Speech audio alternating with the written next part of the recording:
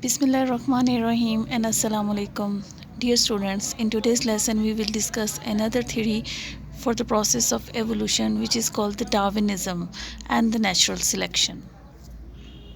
Darwinism is the theory of the biological evolution developed by the Charles Darwin and others. It states that all the species of organism arise and develop through the natural selection of small inherited variations that increase the individual's ability to compete, survive, and reproduce, also called the Darwinian theory.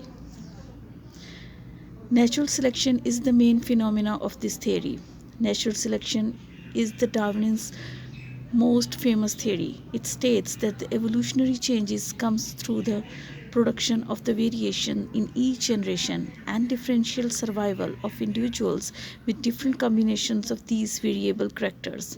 Individuals with the characteristics which increase their probability of survival will have more opportunities to reproduce, and their offsprings will also benefit from the heritable advantageous character which are spread the population. Now we will see the conditions which are necessary for the natural selection to happen. These are the reproduction, heredity, variation in the individual characters among the members of the population, variations in the fitness of the organisms according to the state they have for a heritable character. If these conditions are met for property of a species, the natural selection automatically results. Now we will see what are the types of the natural selection. Natural selection can occur with or without environmental changes.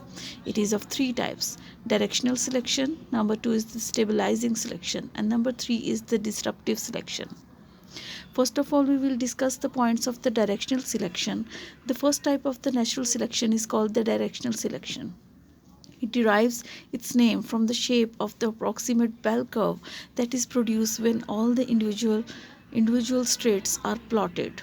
Instead of the bell curve falling directly in the middle of the axis on which they are plotted, it skews either to the left or to the right by varying degrees. Hence, it has moved one direction or the other. Here you are watching the peaks which are forming in the directional selection. The example of the the directional selection is given by the oyster type. That the directional selection curves are most often seen when one coloring is favored over another for a species.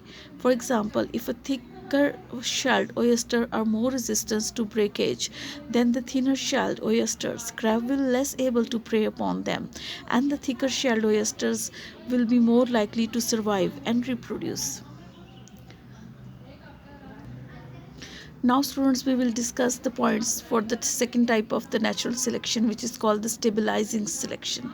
The most common of three types are the natural selection is the stabilizing selection. In the stabilizing selection, the median phenotype is one selected for during natural selection, favors the intermediate states of continuous variation. This does not skew the bell curve in any way. Instead, it makes the peak of the bell curve even higher than what would be considered normal. Over time, the intermediate states become more common, and each extreme variations will become less common or the lost.